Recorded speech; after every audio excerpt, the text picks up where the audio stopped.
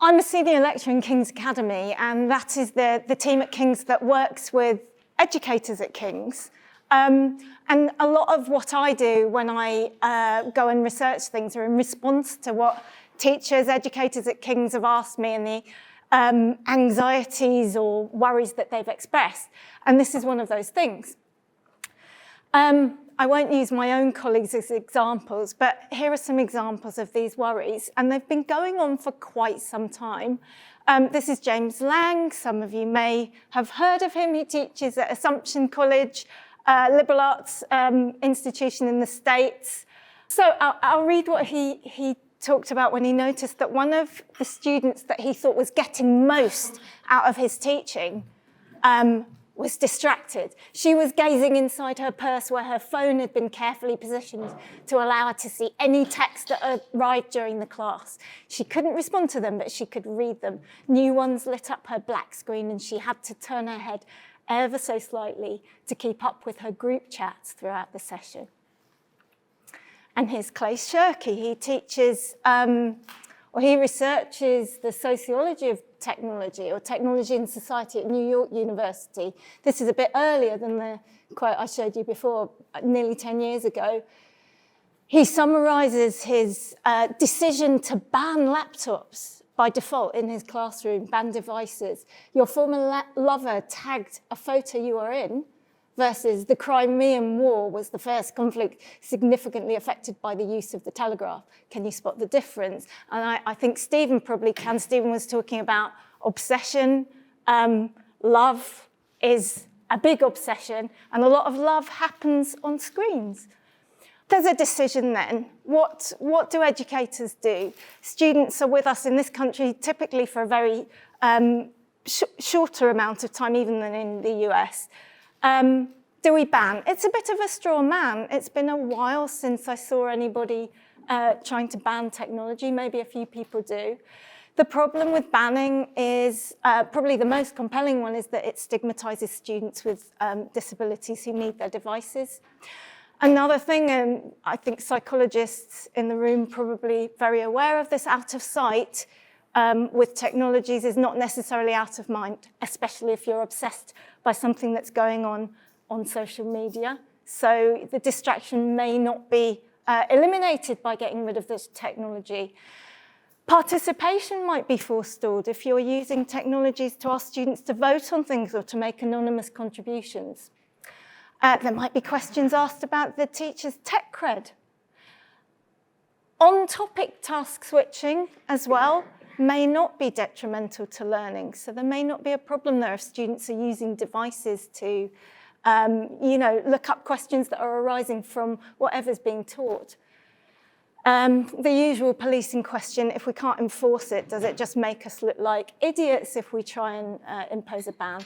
And the last thing, which is most interesting to me, we've heard about metacognition a bit today. Who is helping students develop self-regulation and metacognition? I think it was just a few weeks ago that this came up again in the news. The government has decided to put a non-binding guidance that we ban, or teachers ban, phones in school during the whole school day, even breaks. So students who study here, anyway, in this country, are probably not going to be learning these things at school.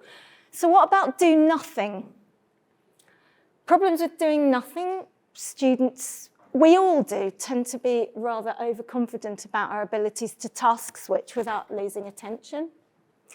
And I'm basing this on a lot of research that I did looking at psychological studies, which is where my questions taught me. So apologies to psychology researchers in the room, you may want to correct me.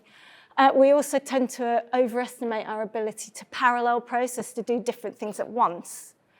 Clay Shirky, he made the analogy to secondhand smoking. So it's not just ourselves that we distract when we social network or when we go onto our laptops and our screens are visible to others. We're distracting them as well. So that's the secondhand smoke theory. Distracted students generate fewer questions. So for the educator, getting less feedback, less early signs that students are going to be struggling with what they're trying to learn. Distracted students participate a little bit less in group work, and in an age where educators are being measured with evaluation forms, there's less appreciation of the educator's efforts. So just coming to the end, so what is there that we can do? Colette's term to bring the attentional spotlight to develop those powers in students between doing nothing and banning devices. One thing we can do is support students to improve metacognition, so the ability to understand one's own cognition, to control it and regulate it.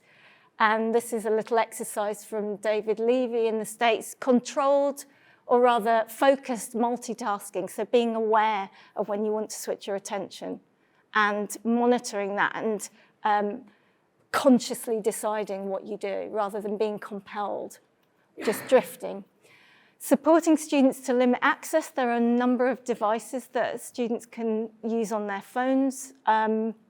We all can use these that will keep you out until you decide that you want to reward yourself, which is another important element of controlling attention.